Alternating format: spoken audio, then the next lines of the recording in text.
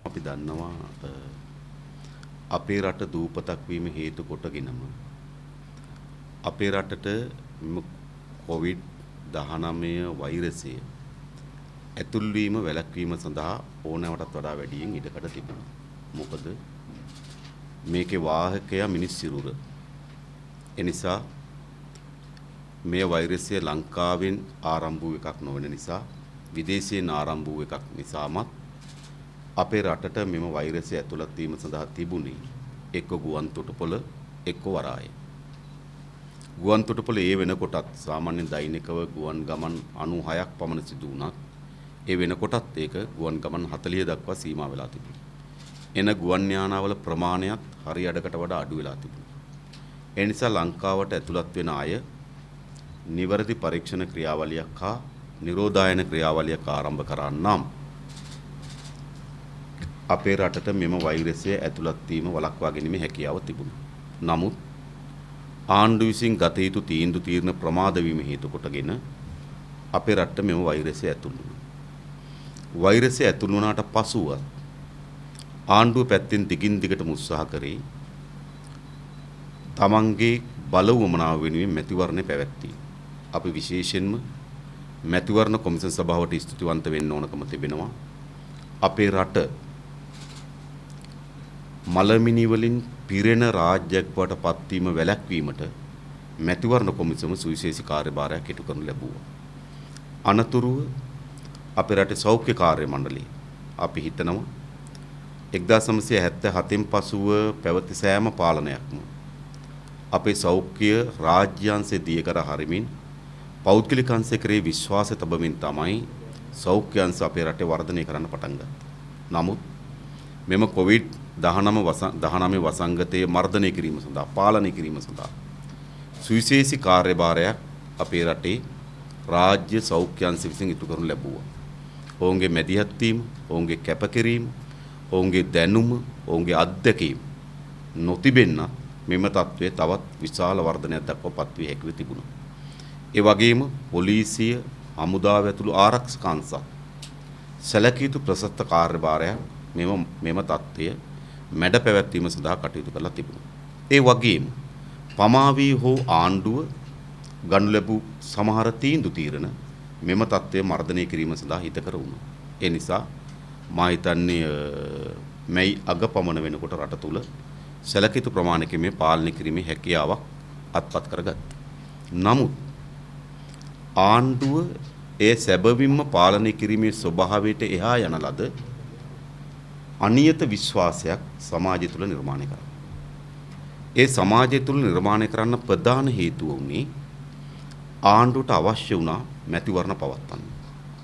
මැතිවරණ කොමිසම රැස් වෙන දිනේ වන විට රටේ සාමාන්‍ය තත්ත්වයක් තියෙනවා යයි කියලා ඒත්තු ගැන්වීම සඳහා විවිධ දේ ආණ්ඩුව විසින් සිදු කරනු ලැබුවා. ඊළඟ මැතිවරණ කොමිසම විසින් ඔබට මතක ඇති අගෝස්තු මාසේ 5 වෙනිදා මැතිවරණය පවත්වන්න ඕනේ කියලා තීන්දුව කරාට පස්සේ මැතිවරණ කොමිසම එම මැතිවරණ ව්‍යාපාරය පවත්වාගත යුත්තේ කෙසේද කියන ආකාරය පිළිබඳව නිර්ණායක පද්ධතියක් දේශපාලන ව්‍යාපාරවලට කිව්වා. රැස්වීමකට සහභාගී වූ ප්‍රමාණය, රැස්වීමේ වාඩි විය යුතු ආකාරය, සහභාගී වුණගේ දත්ත රැස් සහභාගී වෙන අයගේ දත්ත රැස් කළ යුතුයි කියන කරුණු කොන්දේසි ගණනාවක් මැතිවරණ කොමිසම කිව්වා. නමුත් අපේ රටේ මැතිවරණ පනත අනුව කොමිසමට එවැනි නීති පැනවීමේ බලයක් නැහැ. රැස්වීමකට සහභාගී වෙන්න කොච්චර ප්‍රමාණයක්ද? වාඩි වෙන්න ඕන කොහොමද? තැබිය යුත්තේ කොයි ආකාරයෙන්ද කියන එක පිළිබඳව නීති පැනවීමේ බලයක් කොමිසම් සභාවට නැහැ. එම නීති පැනවීමේ බලය තිබෙන්නේ නිරෝධායන පනත අනුව සෞඛ්‍ය අධ්‍යක්ෂ ජනරාල්තුමාට. නමුත් මැතිවරණ දියත් වී මාසයකට ආසන්න කාලයක් ගත වී තිබුණත් මෙම නිරෝධායන පනතට අනුකූල වන පරිදි මැතිවරණ ව්‍යාපාරයේ සීමාකම් සඳහා අවශ්‍ය වෙන රෙගුලාසි ගැසට් කරනු ලැබුවේ නැහැ, නීතිය බවට පරිවර්තන කරනු ලැබුවේ නැහැ.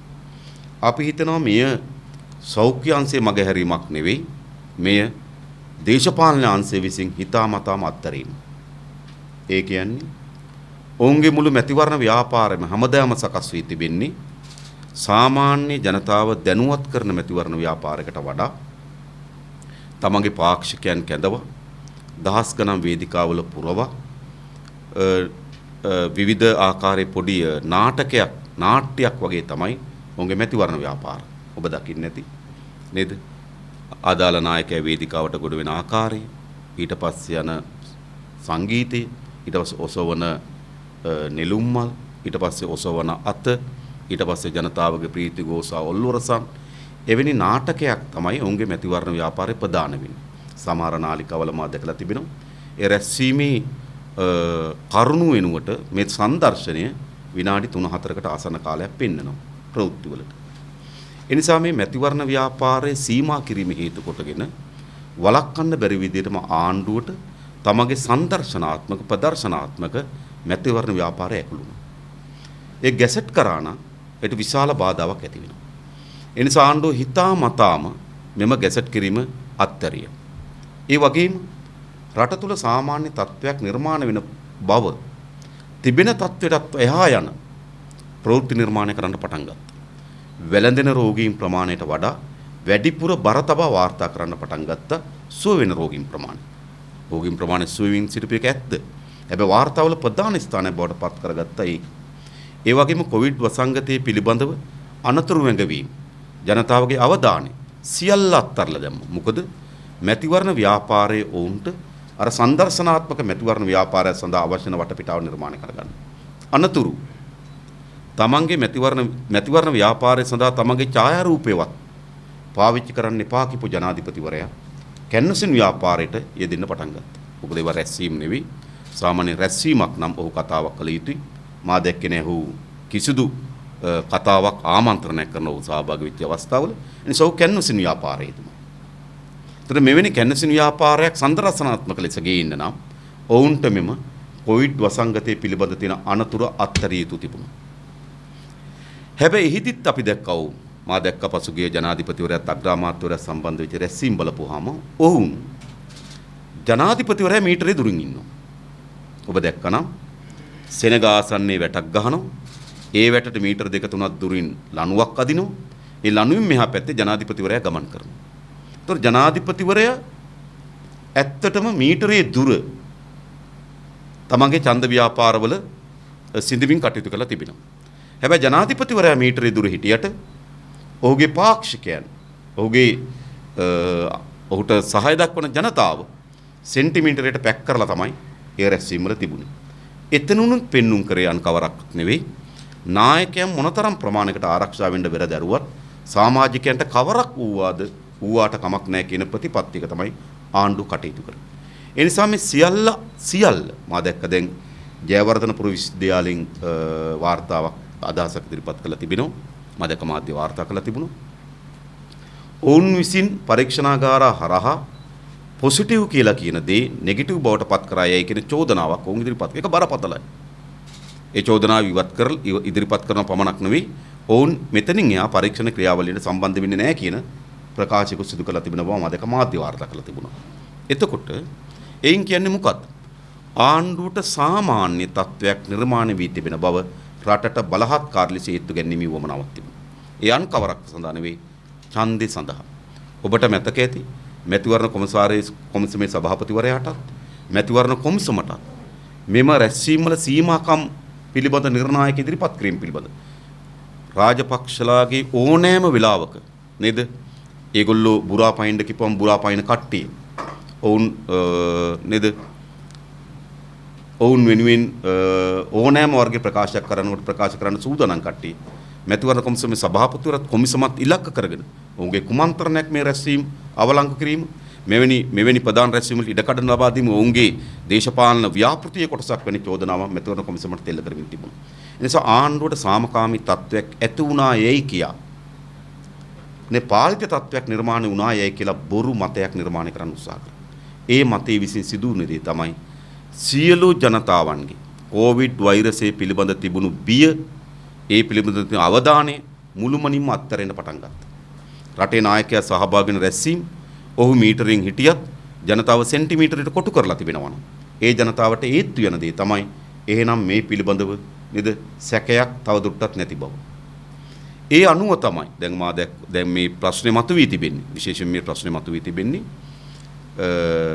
කන්දකාඩුවේ ප්‍රතිකාර හා පුනරුත්ථාපන මධ්‍යස්ථානය. මේ කන්දකාඩුවේ නිරෝධායන මධ්‍යස්ථානය නෙවෙයි මේ අලුත් සොයා ගැනීම අලුත් මතුවීම සිදු වී තිබෙන්නේ. කන්දකාඩුවේ ප්‍රතිකාර සහ පුනරුත්ථාපන මධ්‍යස්ථානය. ඒ අපේ රටේ ඔය මත්ද්‍රව්‍ය වලට ඇබ්බැහුවන් පුනරුත්ථාපනය කිරීම සඳහා තියෙන සෙන්ටර් එක. ඒතර පළවෙනි එක තමයි මෙම සෙන්ටර් එකට ඇතුළත් වුණේ කොහොමද? එතෙන්ට ගියේ කොහොමද කියන එක පිළිබඳව තාමත් නිසි සොයා ගැනීමක් නැහැ. ඊළඟ මා දැක්කා Facebook අඩවියක එම මධ්‍යස්ථානයේ වැඩ කරපු එක උපදේශිකාවක් විසින් තබා තිබෙන සටහන. ඒ සටහනේ කියනවා අර මාරවිලට ගියපු ඇගේ මිතුරියට කැස්සක් තිබුණා. උණගතිය තිබුණා. උගුරේ වේදනාව තිබුණා. එතනම තියෙන මෙඩිකල් සෙන්ටර් එකට ගිහලා බෙහෙත් ගත්තා. වෛරස් උණ තත්ත්වයක් බව තමයි ප්‍රකාශයටපත් කරේ. තවත් තමන් උපදෙස් දෙන අර පුනරුත්ථාපන වෙන විශාල පිරිසකට මේ කැස්ස ගතිය තිබුණා. උණ තිබුණා. ඒ නිසා කවුරුත් මේක වෛරස් උණ තත්ත්වයක් ලෙස කල්පනා කරා කියලා තමයි ඇයගේ සටහනේ තිබෙන්නේ. දැන් ඔබ හිතන්න කොවිඩ් තත්ත්වය පිළිබඳ අනතුරක් සමාජයේ තිබුණා නම් අනතුර පිළිබඳ අවධානයක් සමාජයේ තිබුණා නම් උණ ගතිය තිබෙනවා නම් කැස්ස තිබෙනවා නම් උගුර වේදනාව තිබෙනවා නම් මා දැක්කා ඇයගේ මිතුරියට එක්තරා රාත්‍රියකදී වමනේ ගොස් තිබෙන බව ප්‍රකාශ කළා තිබෙනවා. මේ ගති ලක්ෂණ තිබෙනවා නම් මීට මාස එකමාරකට දෙකකට කලින් ලංකාවේ ඕනෑම පුරවැසියෙක් මොකද්ද කරන්නේ? Tamanට මෙම කොවිඩ් වෛරසය වැළඳී ඇතයි කියලා සැක හිතනවා. හැබැයි මෙතන සැක හිතීමක් නොතිබෙන්නේ ඇයි? මොකද මේකේ එක්කෙනෙක් වැළඳිලා එක්කෙනෙක් හොයාගත්ත නෙවෙයි, 5 දෙනෙක් හොයාගත්ත නෙවෙයි, 10ක් හොයාගත්ත නෙවෙයි, 300කට ආසන්න ප්‍රමාණයක්. දැන් මම හිතුවා 300ත් ඉක්මවා තිබෙන එම මධ්‍යස්ථානයේ සහ එම මධ්‍යස්ථානයේ පිරිස රැගෙන ගියපු සේනපුර මධ්‍යස්ථානයෙන් හමු වී තිබෙන පිරිස. ඒකෙන් කියන්නේ මොකක්ද? මෙම මධ්‍යස්ථානය තුල සැලකිය යුතු කාලයක්. මෙම වෛරසය පැතිරීමට අවශ්‍ය වෙන සත්වයක් නිර්මාණය වී තිබෙනවා. මොකද මේ වෛරසය ඇතුළු වූ විගසනම් එක්කෙනෙක් හොයාගන්න පුළුවන්, දෙදෙනෙක් හොයාගන්න පුළුවන්, 30 දෙනෙක් හොයාගන්න පුළුවන්, 10 දෙනෙක් හොයාගන්න පුළුවන්. හැබැයි සිය ගණනක් මෙම මධ්‍යස්ථානයෙන් එක විට මුණ ගැසීමෙන් පෙන්눔 කරන්නේ, සොයා ගැනීමෙන් පෙන්눔 කරන්නේ අන් කවරක්වත් නෙවෙයි. මේ පෙන්눔 කරන්නේ මොකද්ද? මෙම වෛරසය මෙම මධ්‍යස්ථානයට ඇතුළත් වී සැලකිය යුතු කාලයක් ගත වී තිබෙන බව. ඒකෙන් කියන්නේ මොකක්ද? ආණ්ඩුව මේ මුළුම මා දැක්ක එක කාර්යාලයක් තියෙනවා ගහලා මේ COVID-19 ජයගත්. හරිද? ඇත්තට මං කියන්නේ එතුමාට දැන් කාර්යාලය ගහන්න කියලා COVID-19 තවමත් කියලා. මේ තමන්ගේ ලාභ අංක පෙන්වන්න නේද? මෙවැනි විකෘති මානසිකත්වයෙන් කටයුතු කරනාම තමයි අපේ රටේ මේ ඡන්දෙ ඉල්ලමින් තිබෙන්නේ. තමන්ගේ අංකේ පෙන්වන්න මෙහෙම වැඩ කරනවා. හරිද? එතකොට ඒ නිසා රටේ මුළු මනින්ම මේ පාලිත තත්ත්වයක් නිර්මාණය කරා. පාලිත තත්ත්වයක් තියෙනවායයි කියලා නේද? අවසන් වූවායයි කියලා මතයක් නිර්මාණය කිරීම සඳහා සාමාන්‍ය සියලු පොදු ජනතාව සාමාන්‍ය හැසිරීමකට යන්න පටන් ගත්තා. කොවිඩ් වසංගතේ එන්න කලින් කැස්සක් තිබුණු, උග්‍ර වේදනාවක් තිබුණු, උණ ගතිය තිබුණු, වෛරස් උණක් ලෙස පුරුදු වෙලා තිබුණු මානසිකත්වයට යලි ගියා. එහි ප්‍රතිඵලය තමයි මෙවැනි විශාල පුපුරා යාමක් දැන් සිදු වී තිබෙන්නේ. මේක මෙතෙක් හමු වූ පුකුරු වලට වඩා විශේෂත්ව ගණනාවක් තිබෙනවා. එක මෙම මධ්‍යස්ථානට ඇතුළත් වුණේ කොහොමද කියලා තාම සොයාගෙන නැහැ. දෙවෙනි එක මෙම මධ්‍යස්ථානයේ හරහා එළියට ගියපු සමහර අය පොදු ප්‍රවාහන පද්ධතිය උපයෝග කරගෙන තිබෙනවා. ගෙදර එක ගෙදරක් තියෙනවා දානමය කටයුත්තක් කරලා තිබෙනවා. තමන්ගේ දරුවා පාසල් ගොස් තිබෙනවා. ඒ නිසා මෙතෙක් සොයාගත්තු හැම තැනකදීම යම් සීමාකාරී හැසිරීමක් තමයි ඒ අයගේ තිබුණේ. හැබැයි මේ මධ්‍යස්ථානයෙන් එළියට ආපුවා. මේ මධ්‍යස්ථානට බලන් දෙන අය ඉන්නවා. ඒ වගේ මෙහි සේවය කරන හමුදා නිලධාරීන් ඉන්නවා. සේවය කරන අනිත් කාර්ය මණ්ඩල ඉන්නවා. ඒ කාර්ය මණ්ඩලෙ විශාල ප්‍රමාණයක් සමහර අය එදිනදා ගෙදර ගොස් වෙන අය, සමහර අය නිවාඩුවට ගෙදර ගොස් තිබෙනවා. ඒ අනුව තමයි රාජංගනයේදී නේද? රාජංගනේ පාසල් දරුවෙක් මේකේ මේ වසංගතයෙන් පසුම පළමු වතාවට පාසල් දරුවෝ මම හිතන්නේ 5 වසර වගේ දරුවෙකුට මේක වෙලදී තිබෙනවා නේද? ඒ දරුවා පාසල් ගොස් තිබෙනවා. ළමයි 70ක් වගේ ඉඳලා තිබුණේ පාසලේ. ඒත් එතන අනතුරකට මුහුණ දී තිබෙනවා. ඒ නිලධාරියා දාන ගෙදරකට ගොස් තිබෙනවා නේද? සමහර උත්සව වලට සහභාගී වෙ තිබෙනවා. දැන් එතන අනතුරක් තිබෙනවා. මාරවිල උපදේශිකාව ඇය පොදු ප්‍රවාහනේ පාවිච්චි කරලා තිබෙනවා. අඩුම තරමේ මේ පාලකයා මේ වෙලාවකදීවත් එවැනි අයට සීමා කිරීම සඳහා අවශ්‍ය වෙන සලස්මක් තිබුණේ නැහැ. ඒ නිසා යම් අවදානම් සහිත තත්වයක් දැන් මතුවී තිබෙනවා. මා කියන්නේ දැන් ආණ්ඩුව තමන්ගේ දැන් මා දැක්කා ජනාධිපතිවරයා සහ අග්‍රාමාත්‍යවරයා සහභාගී වුණ රැස්වීම් නතර කරා කියලා ප්‍රකාශයක් කරලා තිබෙනවා. ඒක හොඳයි ප්‍රකාශ කරලා තිබෙනවා නතර කිරීම පිළිබඳව. හැබැයි ආරක්ෂා විය යුත්තේ යන්නේ අපේ රටේ නායක කාරකාදී විතරක් නෙවෙයි. එනිසා මේ පොදු ජනතාවගේ ආරක්ෂාව පිළිබඳ සැකයක් අවිනිශ්චිතත්වයක් දැන් මතුවී තිබෙනවා. අපි මේකට අනියත විශාල බියක් නිර්මාණය කරගත යුතුත් නැහැ. නමුත් දින 3-4ක් ඇතුළත මම හිතන්නේ අපි හැම දිනම අවධානයෙන් සෝදිසියෙන් සිටිතු තත්ත්වයක් මතුවී තිබෙනවා. මොකද මේ හැම එකකින්ම පෙන්눔 කරමින් තිබෙන්නේ. දැන් අපි ගත්තොත් තොණ්ඩමන්ගේ මලගෙදරේ ස්වභාවය ගත්තොත්. තොණ්ඩමන්ගේ මලගෙදරේ හැසිරීම ගත්තොත් නේද? ඒ කියන්නේ තොණ්ඩමන් මිය ගියාට පසුව සාමාන්‍යයෙන් අපේ සාමාන්‍ය කෙනෙක් මිය ගියපුවාම නේද? පැය 24න් 100කට වඩා අඩු ප්‍රමාණයක සහභාගීත්වයෙන් තමන්ගේ සමීපතම ඥාතීන්ට ඒ මුතදෙහි බලා ගන්න බැරි තත්වයක් ඇතුලේ තමයි අවසන් කටයුතු කරේ. හැබැයි තොණ්ඩමන්ගේ මලගෙදර දින 5ක් නේද? රාජගිරියට එනවා, පාර්ලිමේන්තුවට එනවා, නාවල පිටියට යනවා, හැටන් වලට යනවා, කොටගල යනවා, තලව කැලේට යනවා. මම ඇත්තට දවසක් බලන් ඉන්නකොට මට හිතුණා මේ තොණ්ඩමන් ජීවත් වෙලා ඉන්නකොටත් දින 5කට ඔච්චර ඇවිදින නැතුව ඇති. ඉතින් මෙහෙම ඒ වගේ මොකද කරේ? සමාජීය තුල තිබුණු අර මේකේ තිබුණු සැකකාරීභාවය, මේකේ තිබුණ යම් අවිනිශ්චිත ස්වභාවය පිළිබඳව සැකයේ මුළුමනින්ම දුරු කරා බලය වෙනුවෙන්. ඒ නිසා පාලකයන් මොන බලය වෙනුවෙන් කටයුතු කරත් අපි ජනතාවගෙන් ඉල්ලා හිටින්නේ ඔබ ප්‍රවේශම් වෙන්න. දැන්ට සෞඛ්‍ය අංශ විසින් ලබා දී තිබෙන නේද? ඒ සෞඛ්‍ය ආරක්ෂණ වතා පිළිවෙත් ඒ විදිහටම අනුගමනය කරමින් තව දින කීපයක් අපි මේ පිළිබඳව සෝදිසියෙන් කටයුතු කරමු කියන ඉල්ලීම පළමු කොටම මට ජනතාවෙන් කරන්න තිබෙනවා. ඊළඟ විශේෂයෙන් මේ මාධ්‍ය සාකච්ඡාවේ අවධානය යොමු කරන්න කැමති අපේ රාජ්‍ය සේවයේ මුහුණ දී තිබෙන ගැටලු පිළිබඳව ඔබ දන්නවා. මේ කොවිඩ් වසංගතය හරහා අපිට පෙන්눔 කරා අපිට ශක්තිමත් රාජ්‍ය සේවක අවශ්‍යතාවය. නේද?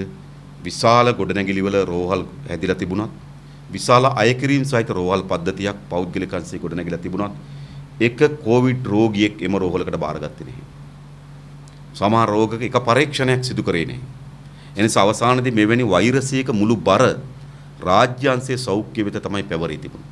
නමුත් මේ පාලකයන් දිගින් දිගටම උත්සාහ කරමින් තිබුණා අපේ රාජ්‍ය අංශය දී කර හරින්න. රාජ්‍ය අංශය අත්තරින්න. එඳ ආණ්ඩුව පැවති සෑම පාලනයක්ම තීන්දුවක් ගනු ලැබුවා. රාජ්‍ය කාර්යභාරය නීති සම්පාදනයත් යටිතල පහසුකම් සංවර්ධනය කිරීම පමණයි. අනිත් සේවාවන් සියල්ල රජයෙන් අත්තරින්න ඕන කියන ප්‍රතිපත්තිය හිටියා. ඒ ප්‍රතිපත්තිය අනුව තමයි අපේ වතු සමාගම් ටික අත්තරිය. ඒ ප්‍රතිපත්තිය අනුව අපේ කර්මාන්තසල ටික අත්තරිය. ඒ ප්‍රතිපත්තිය අනුව අපේ මූල්‍ය සමාගම් කීපයක් අත්තරිය. ඒ ප්‍රතිපත්තිය අනුව අපි බලශක්ති ක්ෂේත්‍රය අත්තරින් සැලසුම් කරලා තිබුණා. ඒ නිසා ආණ්ඩුවේ සැලසුම් බවට පත් වී තිබුණේ පැවති පාලනය. උන්ගේ ආර්ථික උපාය මාර්ගය බවට පත් වී තිබුණේ අන් කවරක්වත් නෙවෙයි. රජයේ කාර්යභාරය යටිතල පහසුකම් සංවර්ධනය සහ නීති සම්පාදනය කිරීම කියන එකට පමණක් සීමා වී අනිත් සියල්ල ඊනියා වෙළඳපොළ තර්කණය මත නේද සේවාවන් වර්ධනය වේවි. ජනතාවට සේවාවන් සපයාවි කියන නිර්ණායකට ගියා.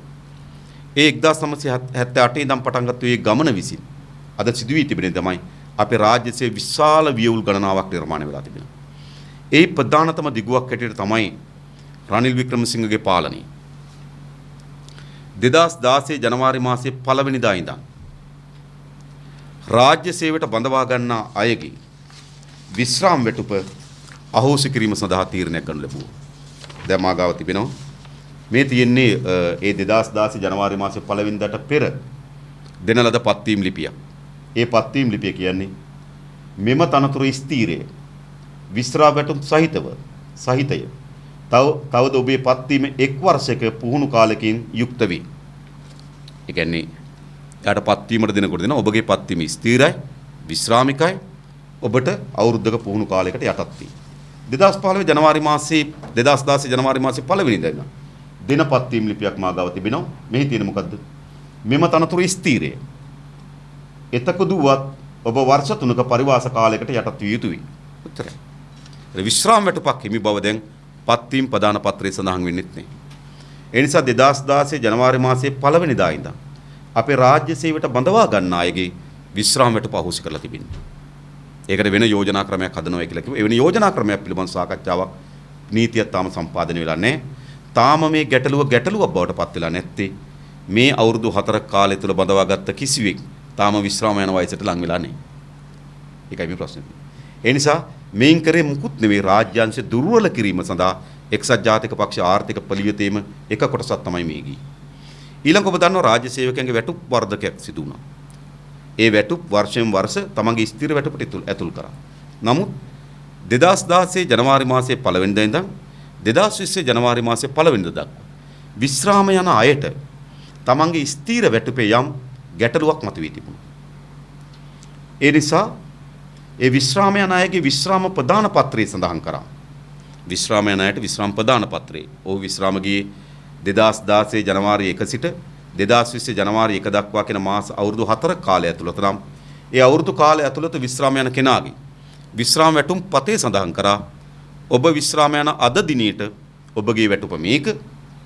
හැබැයි ඔබට 2020 ජනවාරි මාසයේ 1 වෙනිදා ඉඳන් ඔබට හිමි වැටුප මේක කියලා. ඒ කියන්නේ විශ්‍රාම වැටුප් ප්‍රදාන පත්‍රයේ ඒ විශ්‍රාමිකයාට හිමි වැටුප විශ්‍රාම යන මොහොතේ වැටුප සහ 2020 ජනවාරි මාසයේ 1 වෙනිදා සිට වැටුප පිළිබඳව අදහසක් දත්තත් එක්ක ඉදිරිපත් කළා තිබුණා. ඒ සමයේ 2020 ජනවාරි මාසයේ විශ්‍රාම වැටුප වැඩි විය යුතු තිබුණා. එය සාමාන්‍යයෙන් ගත්තොත් 10500 සිට 25000 දක්වා වැඩි වීමකට ඇතුළත් වෙලා තිබෙනවා. නමුත් මේ විශ්‍රාම වැටුප් ලබා දීම සඳහා විශ්‍රාම වැටුප් අධ්‍යක්ෂ ජනරාල්තුමා දෙසැම්බර් මාසයේ 10 වෙනිදා චක්‍රලේඛනයක් නිකුත් කරනවා ජනවාරි මාසයේ 1 වෙනිදා ජනවාරි මාසයේ සිට මේ විශ්‍රාම වැටුප් ලබා දෙන බව. ඊට පස්සේ ජනවාරි මාසයේ 20 වෙනිදා චක්‍රලේඛනයක් නිකුත් කරනවා මෙම වැඩි වූ විශ්‍රාම වැටුප නතර කරන බව. අවසන් සිද්ධ වෙලා තියෙන මොකක්ද දන්නවද? විශ්‍රාම වැටුප් කොමසාරිස් ජනරාල්තුමාත් මේකට අහු වෙලා. මොකද එතුමාත් විශ්‍රාම ගිහිල්ලා තියෙනවා මේ කාලය ඇතුළත. ඉතින් එතුමාටත් හරිද මේ හිමි විශ්‍රාම වැටුප නැති වෙන තත්ත්වයක් දැන් මතුවී තිබෙනවා. ඒ නිසා මේ ආණ්ඩුව නේද රාජ්‍ය සේවකයන්ගේ විශ්‍රාම වැටුප කප්පාදු කරපු ආණ්ඩුව. ඒ පිළිබඳ අපේ ලාල්කාන් සහෝදරය ඇතුළු අපේ උරු සමිතිය ගිහිල්ලා ශ්‍රේෂ්ඨාධිකරණය දැන් නඩුවක් පවරලා තිබෙනවා මෙම හිමි වැටුප දෙන්න කියලා. එම් වැටුප් කපපු ආණ්ඩුව. ඊළඟ ඔබට මතක ඇති පහුගිය අවුරුද්දේ ඔක්තෝබර් නොවැම්බර් මාසයේ විධායක සේන නිලධාරීන්ගේ විශාල වැඩ වර්ජනයක් ගියා. උද්ඝෝෂණයක් ගියා. විශේෂම පරිපාලන සේවක නිලධාරීන්. ඔවුන්ට යම් වැටුප් වර්ධකයක් ඉල්ලා සිටියා. අවසානයේදී එකඟතාවයකට ආවා සියලුම විධායක සේන නිලධාරීන්ට රුපියල් 15000ක අතුරු දීමනාවක් දෙන බව. එය ජනවාරි මාසයේ සිට ලබා දෙන බව ප්‍රකාශ කරා. හැබැයි ජනවාරි මාසයේ හිමි එම විධායක සේන නිලධාරීන්ගේ රුපියල් 15000ක දීමනාව නතර කරා. ඊළඟ ඔබ දන්නවා අපි රාජ්‍යසේ විශාල පුරප්පාඩු ප්‍රමාණයක් තියෙනවා. උදාහරණයක් හිතට ගත්තොත් දුම්රිය දෙපාර්තමේන්තුවේ 7000ක විතර සේවකයන් 7000ක විතර පුරප්පාඩුවක් තිබෙනවා. සෞඛ්‍ය දෙපාර්තමේන්තුවේ විශාල පුරප්පාඩු ගණනාවක් තිබෙනවා. ආණ්ඩුව මේ පුරප්පාඩු පුරවන්නේ නැහැ. මොකද අලුතෙන් කෙනෙක් රැකියාවකට බඳවා ගැනීම එයාට විශ්‍රාම වැටුපක් හිමිකාරීත්වය ලැබෙනවා ඉස්සරනම්. ඒ වගේම එයාට මූලික වැටුපක් ලැබෙනවා. එයාට අනිකුත් දීමන ලැබෙනවා. එයාට උසස් වීමේ ක්‍රමවේදයක් තිබෙනවා. ඒ නිසා අලුතින් සේවකයෙක් මේ දෙපාර්තමේන්තුවට බඳවා ගැනීම බරක් ලෙස සලකනවා. බරක් ලෙස සලකලා ඒගොල්ලෝ කරන දේ තමයි ඉන්න සේවකයන්ගෙන් අතිකාල නේද වැඩ කරන කාලයට වඩා වැඩි කාලයක් වැඩ ගනිමින් යම් දීමනාවක් දෙනවා. ඒ රජයේ වැය බර අඩුයි. අලුත් සේවකයෙක් බඳවා ගන්නවට වඩා ඉන්න සේවකයන්ට අතිකාල දීමනා ගෙවීම රජයේ වැඩ වැය බර අඩුයි. එහෙනම් මේකට උත්තර දෙකක් තිබුණා. එකක් තමයි මේ පුරප්පාඩු පිරවීම සඳහා ක්‍රියාමාර්ග ගැනීම. එහෙම නැත්නම් අතිකාල වලට සාධාරණ දීමනාවක් දීම. මේක දෙකම කරන්නේ. දැන් රජයේ පුරප්පාඩු වලට බඳවා ගන්නෙත් නෑ. අතිකාල දීමනාවක් කප්පාදු කරනවා. දුම්රිය දෙපාර්තමේන්තුව, සෞඛ්‍ය දෙපාර්තමේන්තුව ආදී දෙපාර්තමේන්තු ගණනාවක මේ වන විට අතිකාල අත්හිටුවලා තිබෙනවා. විශේෂයෙන්ම ඔබ දන්නවා කොවිඩ් වසංගතය මර්ධනය පාලනය කිරීම සඳහා අපේ සෞඛ්‍ය කාර්ය මණ්ඩලය විශාල කාර්යභාරයක් කරා. සමහර අය සතියකට සැරයි ගෙදර ගිහින්. ගෙදර ගිහිලා සති දෙකක් විතර නිරෝධායන වෙනවා. දරුවෝ බලන්න හම්බ වෙන්නේ නැහැ. රාජකාරිය තමන්ගේ රාජකාරියෙන් ඔබට ගියපු සේවාවක් ලෙස සැලකීමෙන් උන් වැඩ කරා. හැබැයි ඔවුන්ට මේ අතිකාල දීමන නැහැ. දැන් මේ අහන්න මොකද්ද කරන්නේ? මහනුවරදි, බෙලියත්ත ආදී ස්ථාන ගණනාවක අපේ රටේ සෞඛ්‍ය කාර්ය මණ්ඩලය විශේෂම හෙදියන් උද්ඝෝෂ ගණනාවක් කරා තමන්ට හිමි අතිකාල දීමන ලබා දෙන්න කියලා. ඉතින් අතිකාලවල කප්පාදුවක් මේ ආණ්ඩුව විසින් ඇති කොට තිබෙනවා. හිමි අතිකාල දීමලා දෙන්නෙත් නැහැ. ඒකෙන් සිද්ධ වෙලා කාර්ය පවත්වාගෙන යාම සඳහා අවශ්‍ය කරන කාර්ය මණ්ඩලයක් නැහැ. ඒ නිසා මේ සේවකයන් කාර්ය පවත්වාගෙන යාම සඳහා අතිරේක වැඩ කරනවා. මේකෙන් අතිකාල වැඩ කිරීම නතර වී නැහැ. නතර වී තිබෙන්නේ අතිකාල දීමනාව. එහෙනම් ආණ්ඩුව අලුතෙන් සේවකයන් බදව ගන්න ඕන. එක්ක මෙයාට නියමිත පරිදි අතිකාල දීමනාව ලබා දී යුතුයි. දැන් ආණ්ඩුවේ එම අතිකාල දීමනාව නතර කොට තිබෙනවා. ඒ වගේම අපේ රටේ වැටුප් තලවල විශාල විෂමතාවයක් නිර්මාණය වී තිබෙනවා. මේ වැටුප් තලවල විශාල විෂමතාවයක් නිර්මාණය වෙන්න ප්‍රධාන හේතුව තමයි යම් බලපෑමක් කරන්න පුළුවන් ශේස්ත්‍ර අරගල සටන් හරහා Tamanට හිමි අයිතිවාසිකම් ලෙස වැටුප් වර්ධනයෙන් අත්පත් කරන් තිබෙනවා. ඉතින් අපේ රටේ වැටුප් වර්ධනයන් වෙන්නේ નિયમિત ක්‍රියාපටිපාටියකට නෙවෙයි. සාමාන්‍යයෙන් අපි දන්නවා වෙන ඕනෑම ආදායමක් ලබන කෙනෙකුට තමන්ගේ ජීවිතේ තමන්ගේ ආදායම වෙනස් කරගන්න පුළුවන්. කුඩා ව්‍යාපාරයක් කරන කෙනෙකුට නේද? තමන්ගේ වියදම වැඩි වෙනකොට ආප්පයක් 750කින් වැඩි කරන්න පුළුවන්. පාරෙන් තැඹිලි විකුණන කෙනෙකුට තමන්ගේ තැඹිලි ගෙඩි රුපියල් 10කින් වැඩි කරන්න පුළුවන්. ඒගොල්ලන්ට පුළුවන්කම තිබෙනවා වෙළඳ පොලේ සිද්ධ වෙන චලනයන්ට අනුව තමන්ගේ ආදායම මාර්ග වැඩි කිරීම සඳහා ප්‍රතිපත්තිම තීරණ ගන්න. හැබැයි ඒකෙන් වැඩි වෙනවද නැද්ද කියන එක වෙනම දෙයක්. හැබැයි රාජ්‍ය සේවකයට මොකද තියෙන්නේ? සැමන්ටින් එක රුපියල් 100ට තියෙන කොටත් 240ට තියෙන කොටත් ඒ පඩියමයි. නේද? ගෝඨාභය 100යි කියන කොටත් නේද? ආයේ 100ක බද්දක් ගාලා 240 කියන කොටත් පඩිය වැඩි වෙන්නේ නැහැ. සීනි කිලෝ එක 95ට තියෙන කොටත් දැන් 145ට යන කොටත් ඒ ගානමයි. නේද? පරිප්පු කිලෝ එක 65ට තියෙන කොටත් දැන් 110ට 115ට යන කොටත් වැටුපේ වැඩිවීමක් නැහැ. ඒ නිසා ජීවනාංකයේ වැඩිවීමක් සිද්ධ වුණාට වැටුප්වල වැඩිවීමක් වෙන ක්‍රමවේදයක් නැහැ. ඒ නිසා මේකට ස්ථිරසාර විසඳුමක් ලැබිය හැකි වන්නේ රාජ්‍ය සේවය පිළිබඳව මාස 6න් 9ට ජීවන වියදමේ දර්ශකයේ වැඩි වෙන ප්‍රමාණයට අනුරූපී වන පරිදි වැටුප් වැඩි කිරීම සඳහා නිශ්චිත ප්‍රතිපත්තියක් ගන්නවා. එතකොට වැටුප් තල පිහිටවනවා මාස 6න් 9ට සමාලෝචනය කරලා ජීවනාංකයේ වර්ධනය වීමට අනුරූපී වන වැටුප් වර්ධනය කරනවා. හැබැයි අපේ රටේ සිද්ධ වුණේ ඒක නෙවෙයි. අපේ රටේ සිදු වී තිබෙන්නේ යම් සමාජයට බලපෑමක් කරන්න පුළුවන් ශේස්ත්‍ර Tamanට ප්‍රශ්න ආවට පස්සේ ඔවුන් සටන් කරලා ඔවුන් උද්ඝෝෂණ කරලා වැටුප් වර්ධක ලබා ගන්නවා. හැබැයි එහෙම සමාජයට බලපෑමක් නොවන ශේස්ත්‍ර කොච්චර සටන් කරත් වැටුප් වර්ධකයක් ලැබෙන්නේ නැහැ. එහෙනම් මේ සටන් අර ලබාගත්තු වැටුප් වර්ධක තමයි තියෙන්නේ. ඒ නිසා සිද්ධ උදේ තමයි අපේ රාජ්‍ය සේවයේ වැටුප් තලවල විශාල විකෘතියක් නිර්මාණය වෙලා තියෙනවා. විශාල විකෘතියක්. විශාල විෂමතාවයක් නිර්මාණය වෙලා තිබෙනවා. එහෙනම් රාජ්‍ය සේවකයන්ට අවුරුදු 10කට 2006 චක්‍රලේඛන මේක විශාල විෂමතාවයක් නිර්මාණය කරා. එතෙන් සිට විශාල අරගලයක් අපේ රටේ තිබෙනවා මේ වැටුප් විෂමතාවය අවම කරන්න කියලා. ඒ සඳහා රණුග්ගේගේ ප්‍රධානත්වයෙන් ඒක පුද්ගල කමිටුවක් ඉදිරිපත් කරා. රණුග්ගේ වාර්තාව.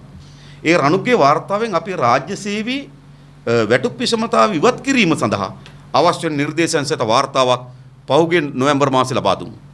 මේ ජනවාරි මාසයේ සිට ක්‍රියාත්මක කරනවා කිව්වා. හැබැයි වාර්තාව නේද හමස් පෙට්ටියට දාලා තියෙනවා නේද පරණ විෂමතාවයන් සහිත වැටුප්තල ඇති වෙලා තිබෙනවා. නැවතත් අපේ රටේ සිද්ධ වෙන්නේ සමාජීය බලපෑමක් කරලා දිනා ගන්න පුළුවන් ශේෂ්ත්‍ර වැටුප් වර්ධන එනත් අනිත් තැන්වල බ්ලොක් වෙන තත්ත්වයක් නිර්මාණය වෙනවා. නිසා ආණ්ඩුව මේ වැටුප් විෂමතාවයට වග කියන්නත් ඕන. මේ වැටුප් විෂමතාවය සමනය කිරීම සඳහා ගන්න ලද ක්‍රියාමාර්ග ක්‍රියාත්මක කිරීම පිළිබඳව වග කියන්නත් ඕනකම තිබෙනවා. ඉතින් වැටුප් විෂමතාවය ඇති වී තිබෙන ප්‍රශ්නේ. ඊළඟටත් අපි දන්නවා විශේෂයෙන් අපේ රටේ පත්වීම පහුගිය කාලේ සිදු වී තිබෙනවා. ඔවුන්ට පැවරන කාර්යභාරය මොනවද? ඔවුන්ගේ විෂය මොකද්ද? ඔවුන්ගේ උසස් වීමේ ක්‍රමවේදය මොකද්ද? මේ කිසිදු සැලකිල්ලක් නොකොට බඳවා ගැනීම සිදු කොට තිබෙනවා. මට මතකයි පුස්තකාල සහායක කියලා පත්වීම වගේක් දුන්නා. මේ දේශපාලන පත්වීම. පුස්තකාල සහායක දෙන කියලා පත්වීමක් දෙනවා. ඉස්කෝලේට පත්වීමට යවන ඉස්කෝලේ පුස්තකාලයක් නැහැ. හැබැයි පුස්තකාල සහායක ඉන්න පුස්තකාලයක් නැහැ ඉස්කෝලේ. හරිද? එහෙනම් මේ අපේ ආර්ථික ශාස්ත්‍රයේ නේද රජයේ රාජ්‍යාංශ ප්‍රබල කළා වර්ධනය කරන්නේ නැතුව මේ තියෙන රාජ්‍යාංශ අකුලමින් විවිධ දේශපාලන වමනාවන් මත රාජ්‍යාංශ පිරෙව්වා. අද අපේ රටේ අවුරුදු 4ක පාඨමාලාවක් හදාන ලද විවිධ පාඨමාලාවන් සමහර අය භූගෝලය පිළිබඳව, සමහර අය ඉතිහාසය පිළිබඳව, සමහර අය භෞතික විද්‍යාව පිළිබඳව, සමහර අය නේද නිකම් බෞද්ධ දර්ශනය පිළිබඳව දර්ශනයන් පිළිබඳ අධ්‍යයන හදාරපු උපාධාරින් ඉන්න. ඒතර මේ උපාධාරින් අධ්‍යයන ලබන්නේ යම් ශාස්ත්‍රයක් සහිත නිපුණතාවයක් යම් ශාස්ත්‍රයක් පිළිබඳ ඥානයක් උන් උපයා ගන්නවා. දැන් මොකද වෙලා තියෙන්නේ? ඒ ඔක්කොම ගිහලා සංවර්ධන නිලධාරියට දානවා. නේද? දැන් සංවර්ධන නිලධාරීන් 35000ක් විතර ඉන්නවා. ඔවුන්ට මොකද වෙලා තියෙන්නේ? ඔවුන්ට නිශ්චිත වැඩ ලැයිස්තුවක් නැහැ. නිශ්චිත උසස් වීමේ ක්‍රමවේදයක් නැහැ. මේ අපේ රටේ උපාධිධාරීන් කියලා කියන්නේ සාමාන්‍යයෙන් ගත්තොත් පළවෙනි පන්තියට 100ක් ඇතුළත් වුණාම 8 දෙනෙක් තමයි උපාධිය ගන්න.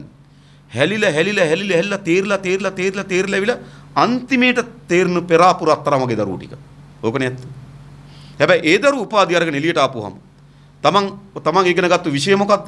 ඒකේ පාඨමාලාව මොකද්ද? ඒකේ තියෙන නිපුණත්වය මොකද්ද? ඒක පිළිබඳව ඥානය මොකද්ද? ඒ පිළිබඳ කිසු සැලකිලිට භාජනය වෙනකොට සංවර්ධන නිලධාරී. අපි හිතන මෙහෙම රාජ්‍යංශයක් ඕනද? මෙහෙම අපේ තරුණ પરම්පරාව මම්මුලා කළ යුතුද? ඒගොල්ලන් නිසි උසස් වීමේ ක්‍රමවේදයක් නැහැ. නිසි ඩියුටි ලිස්ට්යක් නැහැ. ඒ නිසා විශාල අකර්මණතාවයටපත් වුණු කලකිරීමටපත් වූ රාජ්‍ය සේවයක් නිර්මාණය වෙලා තිබෙනවා. ඒක ප්‍රධාන කරුණ විශේෂම සංවර්ධන නිලධාරීන්ගේ මේ ප්‍රශ්නේ තියෙනවා. ඒ වගේම පොලිස් නිලධාරී මාතෘ අපිට හම්බෙලා තිනවා. 1996 පොලිසියට බැඳෙනකොට කොස්තාපල් 2019 විශ්‍රාම වෙනකොට කොස්තාපල් අවුරුදු 23 අවුරුදු 26 කොස්තාපල් තනතුරු ඉන්න පොලිස් නිලධාරීන් ඉන්නවා. මට ඒක පොලිස් නිලධාරී කණ්ඩායම දවස් හම්බෙච්ච වෙලා කිව්වා සහෝදරයා මම බැඳෙන කොටත් කොස්තාපල් බඳින කොටත් කොස්තාපල් ගෙදර යන කොටත් කොස්තාපල් කිව්වා. අඩුම තරමේ නේද හැමදාම උදේ ගෙදර ඉඳන් වැඩට යනවා ආයේ ගෙදර යනවා නේද ඉතින් අඩුම තරමේ නෝනට සතුට වෙන්න පටියක් ගහගන්න බැරුණා කිව්වා. එයි අවුරුදු 25 20 ඔයගොල්ලෝ හිතනවා ඒගොල්ලෝ කාර්යක්ෂම සේවයක් අපිට ලබා දී කියලා. අවුරුදු 26ක එකම තනතුරක ඉන්න කොස්තාපල් අපිට කාර්යක්ෂම සේවයක් ලබා දෙන්නේ නැහැ. ඒ නිසා රැකියාවල රාජ්‍යයේ විශාල අතෘප්තිකර තත්ත්වයක් නිර්මාණය වී තිබෙනවා. විශාල අතෘප්තිකර තත්ත්වයක්. විශේෂයෙන්ම මේ ප්‍රවාහන පද්ධතිය ඇති වී තිබෙන ගැටලු අපේ රාජ්‍යයේ බිඳවට ප්‍රධාන හේතුව බවට පත් වී තිබෙනවා. ඔබ දන්නෝ පාන්දර 4ට මහව කෝච්චිය නැගලා නේද? මහව කෝච්චිය නැගලා නේද? 7:00 විතර වෙනකොට කොළඹට ඇවිල්ලා ඊට පස්සේ එතනින් බස් එකේ නැගලා නේද? ඊට පස්සේ ගියොත් රාජගිරියට එනකොට ඒ බස් එකේ හිර වෙලා ඇවිල්ලා සීට් එකේ වාඩි වෙලා අම්මෝ දැන් නම් ඇති කියලා හති අරිනවා. එයා මොකද කරන්නේ? රාජ්‍ය සේවයක් ලබා ගන්න පුළුවන් දෙයක්. දැන් මේ ප්‍රවාහන පද්ධතිය බිඳ වැටීම අපේ රාජ්‍ය සේවයේ අකර්මණ්‍යතාවයට හේතු සාධක වී තිබෙනවා. ඒ නිසා අපේ රාජ්‍ය සේවයේ ලෝකේ ඉතාමත් කීර්තිදර රාජ්‍ය සේවයක් තිබුණා අපිට 1970ට කලින්. 1970 මේ රාජ්‍ය සේවා කොමිසම සභාව අහෝසි කිරීමත් එක තමයි මේ ප්‍රශ්නද මතුවී තිබෙන්නේ. ඒ නිසා අද රාජ්‍ය සේවය පිළිබඳව රාජ්‍ය සේවකයා තෘප්තිමත් නැහැ. රාජ්‍ය සේවයෙන් ප්‍රතිලාභ ලබා ගන්න පුරවැසියා තෘප්තිමත් නැහැ. අද රාජ්‍ය සේවය ඕනෑම ආයතනයකට යන්න කලින් පුරවැසියා පෙළඹිලා තියෙන මොකද්ද? ඔබ RME එකට යන්න කලින් ඔබ හැඳුනුම්පතක් ලබා ගන්න අදාළ කාර්යාලයට යන්න කලින් ඔබ ඉඩමක් ගැන විසඳගෙන කච්චරියට යන කලින් ඔබගේ ප්‍රවණතාවයක් බවට පත් වෙලා තිබෙනවා. අඳුරන කෙනෙක් ඉන්නවද? දන්න කෙනෙක් ඉන්නවද? යාළුවෙක් නැද්ද? ඒ කියන්නේ අද පුරවැසියන්ට සිදු වී තිබෙනවා යාළුවෙක් නැත්නම් වැඩ කරගන්න බැරි තත්ත්වයක්. රාජ්‍ය සේවයකට සිදු වී තිබෙනවා ඉතාමත් අතෘප්තිකර රාජ්‍ය සේවයක්. තෘප්තියක් නැති සේවයක් යොදවන්න තිබෙනවා. මේ තමයි අපේ රාජ්‍ය සේවයෙන් සහ මේ රාජ්‍ය සේවය ඇති වී තිබෙන ගැටලුව. මේකට විසඳුම කොහෙද තිබෙන්නේ? මේකට විසඳුම තියෙනවා මේ කඩා පැනලා. මේකට මේ ආණ්ඩුව හොයලා තියෙන විසඳුම මොනවද? එක ගෝඨාභය රාජපක්ෂ තැන තැනට කඩා පයින් එක. මොකද්ද විසඳුමක් හොයන්න පුළුවන්? RME එකට කඩා පැනලා ඒකේ ඉන්න රිසෙප්ෂන් එකේ ඉන්න ගෑල් ළමයට කිව්වා මේ RME එක මුදුකාංග පද්ධතියට ඇතුළත් කරා නම් මේක ඉක්මන් වෙනවා කියලා. මං ඊළඟ සඳුදා එනවා. එනකොට මේක වෙලා තියෙන්න ඕන කිව්වා. මං කියනවා අද ගිහිල්ලා බලන්න. එදා තිබ්බටත් වඩා පොලිම අද වැඩි. ඉඳ කඩා පැන්නට මේක කරන්න බැරි බව මතක තියාගන්න. මහා ඉස්පිරිතාලට එනවා. මහා ඉස්පිරිතාලට ගිහිල්ලා කියනවා එතන ඉන්න කාට හරි කියනවා මේ කට්ටිය හිටගෙන ඉන්නව ඉඳගන්න පුටු නැද්ද කියලා. එකින් අහලා වැඩක් නැහැ. ජනාධිපතිවරයා මුදල් වෙන් කරලා දෙන සෞඛ්‍ය අමාත්‍යාංශ ලේකම්වරයාට. ලේකම්වරයා බහඬ ටික මිලදී අරගෙන අදාළ ඉස්පිරිතාලට සපයන්න. ඒකයි ගන්න ඕන. හැබැයි එතෙන්ට කඩාපනින්න. ඊළඟ මහ බැංකු නිලධාරීන් ගෙනලා කඩාපනින්න. නේද? බැන්නේ කෑ ගහනවා. නේද? කෑ ගහලා කියනවා මගේ මොකද මාස 8ක් නැති කරා මට තමයි බනින්නේ. මොනවද මේ? ගෙදර රණ්ඩුනා වගේ නෝනත් එක රණ්ඩුනා වගේ නේ. හරිද? එහෙම පුළුවන්ද? ඕගොල්ලෝ හිතනවාද මේ නිලධාරීන් වැඩ කරයි කියලා? යන ගම මොකක්ද නේද කියාගෙන යන්නේ? එයා නම් කියයි අපි නෙදන්නේ කියලා. දන්නවා. ඉතින් රාජ්‍ය සේවයේ කඩා පැනලා බෑ. ඊළඟ කල්පනා කරා මේ රාජ්‍ය සේවය වර්ධනය කරන්න පුළුවන් රජයේ වැදගත් ස්ථානවලට හිටපු හමුදා නිලධාරීන් ස්ථාපිත කිරීමෙන් කියලා. ඒගොල්ලෝ එහෙම උපාය මාර්ග අනුගමනය කරා නේද? ජනතාවත් කල්පනා කරා මේ රාජ්‍ය සේවය කඩා වැටලා තිබෙනවා. ඒ නිසා මේ ප්‍රධාන තැන් වලට හමුදා නිලධාරීන් ස්ථාපිත කිරීම මේක කරන්න පුළුවන් වෙයි කියලා. එහෙම අපේ රටේ හමුදාවේ හිටපු හමුදාපතිවරයෙක් ස්ථානගත කරා කොහටද? වරායට. වරාය අධිකාරියේ සභාපතිවරයා හැටියට පත් කරා අපේ හිටපු හමුදාපති නේද? දයාරත්නායක මහත්මයා. මොකද උනේ? දයාරත්නායක මහත්මයා වරාය ස්ථාපිත කරාට දොඹකර ටික බාගන්න බැරි වෙනවා. එයි එතන තියෙන ප්‍රතිපත්තිමේ ප්‍රශ්නය. නිසා මේක නගා සිටවන්න එහෙම ස්ථානගත කිරීමෙන් පමණක් බෑ. ඔබට මතක ඇති. මීට කලින් වී මිලදී ගැනීමේ ක්‍රියාවලිය කරේ දිසාපතිවරු. ඒ දිස්ත්‍රික්කයේ දිසාපතිවරු ගෝජන සේවා මධ්‍යස්ථානත් වීයලි මණ්ඩලත් එක්ක එකතු වෙලා වී මිලදී ගැනීමේ ක්‍රියාදාමය කරා. මේ සැර කිව්වනේ අපි එක හමුදාව යොදවනවා කිව්වා. ඔබට මතක ඇති ඒක සාකච්ඡාවකදී ඒක හමුදා නිලධාරියෙක් නේද වේගයෙන් කියනවා. මේ සැරේ සෙල්ලම් කරන්න බෑ. බවපු ගාන අපි දන්නවා, නෙලපු ගාන අපි දන්නවා, ගබඩා කරපු ගාන දන්නවා නේද? තියෙන තැන් අපි දන්නවා. නිසා අපුඩි ගානට පටන් ගත්තා. හැබැයි ප්‍රතිඵලයක් ලැබුණේ ඊළඟ පාරිභෝගික අධිකාරියට නේද ප්‍රධාන හමුදා නිලධාරියෙක් පත් කරා. නේද? එතුමා නේද මෝල් නිරීක්ෂණය කරන්න ගියා. නිරීක්ෂණය කරන්න යනකොට හාල් 90යි. නිරීක්ෂණය කරලා දවස් දෙකකට පස්සේ හාල් 98යි. විශ්තුමත් තියෙනවා. මම මේ කියන්නේ මේ හමුදා නිලධාරීන් විශේෂයෙන්ම අපේ රටේ තිබුණු යුද්ධය අවසන් කිරීමේදී විශාල කැපකිරීමක් කරලා දායි. අපේ රටේ විශේෂ අවස්ථාවන්හිදී කියන්නේ ටාස්ක් ෆෝස් එකක් හැටියට කාර්ය සාධක කණ්ඩායමක් හැටියට උපයෝග කරගෙන කාර්යභාරයන් කරපු කණ්ඩායම. මේ කරලා තිබෙන්නේ හමුදාවට තිබෙන ගෞරවත්වයත්. දැන් කියන්නේ මොකද්ද? දැන් මම දැක්ක සමහර කෙනෙක් නේද? ඩඩ්ලිගේ හාල් වල ගාන කීයද? බ්‍රිගේඩියර්ගේ හාල් වල ගාන කීයද කියලා අහන්නේ. හරිද? ඩඩ්ලි යට වුණාද බ්‍රිගේඩියර්ට? බ්‍රිගේඩියර් යට වුණා ඩඩ්ලිට. මෙහෙම තමයි සාකච්ඡාව තියෙන්නේ. මේ හමුදා නිලධාරීන් මේ තරම් හැල්ලුවට ලක් කරන ක්‍රියාදාමයකට යෙදුවා. එහෙනම් ආණ්ඩුව උත්සාහ කරා ක්‍රම දෙකකින් මේක විසඳන්න. එක ජනාධිපතිවරයා කඩාපැටි. දෙක රජයේ ප්‍රධාන තැන් වලට හමුදා නිලධාරීන් ස්ථාපිත කිරීම. දැන් පෙන්වන්න කළා තියෙන්නේ මොකද්ද? ඒක සියල්ල අසාර්ථක වෙච්ච බව. ඉතින් මේ රාජ්‍ය සේවය ඉතාම ශක්තිමත් රාජ්‍ය සේවාව බවට පත් කරන ප්‍රතිපත්තිමේ අදහසක් අපිට තිබෙනවා.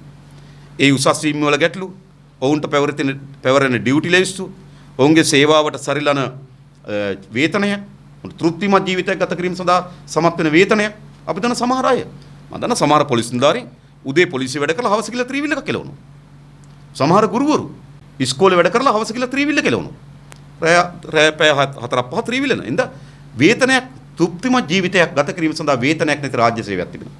ඉතින් වේතනය ඉතා හොඳින් සකස් කරලා උසස් වීම ක්‍රමවේදය හදලා අපේ රාජ්‍යාංශේ තවත් පළල් කරපු තැන් වලට පළල් කරලා ඒවට ඉතාමත් දක්ෂ කණ්ඩායම් බඳවගෙන ඒවා පාලනය කර හැකි කළමනාකරණය කර හැකි හොඳම උසස් කණ්ඩායම බඳවගෙන දේශපාලනේ මුළුමනින්ම රාජ්‍ය සේවයෙන් ගලවලා පැත්තකින් තිබොත් මේ රාජ්‍ය සේවයේ හෙටත් ජනතාවට තෘප්තිමත් රාජ්‍ය සේවයකට තෘප්තිමත් සේවාවක් සැපිය හැකි මධ්‍යස්ථාන බවට පත් කරගත හැකි.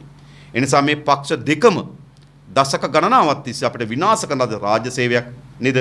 අසතුටුදායක රාජ්‍ය සේවකෙක් හදලා තිබෙනවා. ඒ තෘප්තිමත් රාජ්‍ය සේවකෙක් බවට පත් කිරීම සඳහා අපි අපේ ප්‍රතිපත්ති මාලාව ඉදිරිපත් කළා තියෙනවා. මම හිතනවා මේ රටේ රාජ්‍ය සේවය ගැන විශ්වාස කරන පුරවැසියත් මේ රටේ රාජ්‍ය සේවකයත් මේ වෙනස් කිරීම සඳහා තෝරාගත යුතු දේශපාලන හැටියට අපි මාලිමාවෙන් ඉදිරිපත් වෙලා තිබෙනවා. ඒවට ඒක රාශි වෙන කියන පණිවිඩය මම රාජ්‍ය සේවකයන්ට දෙනවා. පසුගිය කාලේ මහින්දානන්ද මහත්මයා ටිබෙට් සම්බන්ධයෙන් ප්‍රකාශයක් සිදු කළ තිබ්බා. ඊට විරුද්ධව ඔබතුමාලා මහින්දානන්ද විරුද්ධව පැමිණෙන යටකීය ස්වභාවයක් මොකක්ද? ක්‍රිකට් පාවා දීමක් යයි චෝදනාවක් එල්ල කරමින් අපේ ක්‍රිකට් ක්‍රීඩකීන්ට බරපතල ප්‍රහාරයක් එල්ල කරා මහින්දානන්ද අලුත්තුමා. ඒ පමණක් නෙවෙයි ඒ පිළිබඳ පරීක්ෂණයක් පැවැත්වුණා. එතකොට අදාළ ක්‍රීඩා පනත ඉතා පැහැදිලිව තිබෙනවා. එවැනි බොරු වෙනස් චේතනාවන්ගේ අරමුණෙන් එවැනි පැමිණිල්ලක් කරලා තිබෙනවා නම් ඔවුන්ට විරුද්ධව දඩ මුදලක් හා සිර දඬුවම් එහෙම නැත්නම් මේ දෙකම ලබා දීමේ හැකියාව තියෙනවා කියලා. ඒ අනුව තමයි අපි ගිහිල්ලා අපේ තරුණාංශය ගිහිල්ලා ඒ පිළිබඳ පැමිණිලි ඉදිරිපත් කළා තිබෙනවා. තාමත් අපිට දැනෙන්නේ නැහැ ඒ පැමිණිලි පිළිබඳව විධිමත් ක්‍රියාමාර්ගයක් ගන්න බව. ඒ නිසා අපි මේ සතියේ නැවත පොලිස්පතිවරයා මුණ ගැසෙන්න පොලිස් මූලස්ථානට ගොස් මේ පිළිබඳ විමසීමට බලාපොරොත්තු වෙන මොකද්ද මේ පැමිණිලි වලට වෙලා තියෙන්නේ කියලා. රනිල් වික්‍රමසිංහ මහත්මයා දෙවනි රැල්ලක් ගැන කතා කරන්නේ කොරෝනාව. දැන් ඔබතුමාලා දකින්න විදිහට මේ එතුමා සතුට වෙන මොහොතක් ක්‍රමයක්. ඇත්තටම එතුමගෙන් අහන්න ඕනේ. ඔබතුමාලා දකින්න විදිහට එතුමා ඉල්ලන දෙවන රැල්ලක් ගැන විශේෂයෙන් කියනවා. රජය පාලනය කරා කියන සමයක දෙවනි රැල්ල මේ බේරන්න අපිට දෙන්න කියන කතාව කියනවා. ඔබතුමා දකින්න කොහොමද? නෑ මම දන්නේ නැහැ ඒ අය මොන අරමුණෙන් ප්‍රකාශ කරනවද කියන එක පිළිබඳව. කොහොම වුණත් අපිට දේශපාලන ව්‍යාපාරයක් හැටියට අපි කොවිඩ් වසංගතය ඇතුළත් වෙන මොහොතේදී ලංකාවට අපි විශාල ප්‍රයත්නයක් සහ යෝජනාවන් ඉදිරිපත් කරා මේ ලංකාවට ඇතුල් වීම මැඩපවත්වන්න කියලා. ඒ වගේම ලංකාවට ඇතුල් වෙලා මේක වර්ධනය වෙන මොහොතේදී දේශපාලන ව්‍යාපාරයක් හැටියට පාලනය කිරීම සඳහා අපේ පැත්තෙන් ලබා දී දායකත්ව අපි ලබා දුන්නා. ඒ වගේම මැතිවරණ ක්‍රියාදාමයේ අපි ප්‍රධාන රැස්වීම් සියල්ල නතර කරලා තියෙනවා. මම දැක්කා ජනාධිපතිවරයා සහ අග්‍රාමාත්‍යවරයා සහභාගී වෙන රැස්වීම් නතර කරනවා කියලා මේ 13 14 15 කියන තෙදින තුල. හැබැයි අපි ප්‍රධාන රැස්වීම් සියල්ල නතර කරා. අපි ගෙමුදොල් වලට උඩා මේ සාලේ එකතු කරලා කරන සාකච්ඡා වලට අපි මැතිවරණ ව්‍යාපාරේ මාරු කරා. අපි මේ මැතිවරණ ව්‍යාපාරේ මාරු කරනකොට ඒ පැත්තෙන් සමච්චලයේ යෙදුනා. හරිද? මේ ලොකු රැස්වීම් කරගන්න බැරි නිසා. හරිද? ඒගොල්ලන්ට හයිය නැති නිසා වගේ සමච්චල් කරුවන් බවට ආණ්ඩුවේ නියෝජිතවපත් වුණා. හැබැයි අපි ඒ වෙලාවෙත් දේශපාලන ව්‍යාපාරයක් හැටියට මැතිවරණය කැඳවලා තිබෙනවා.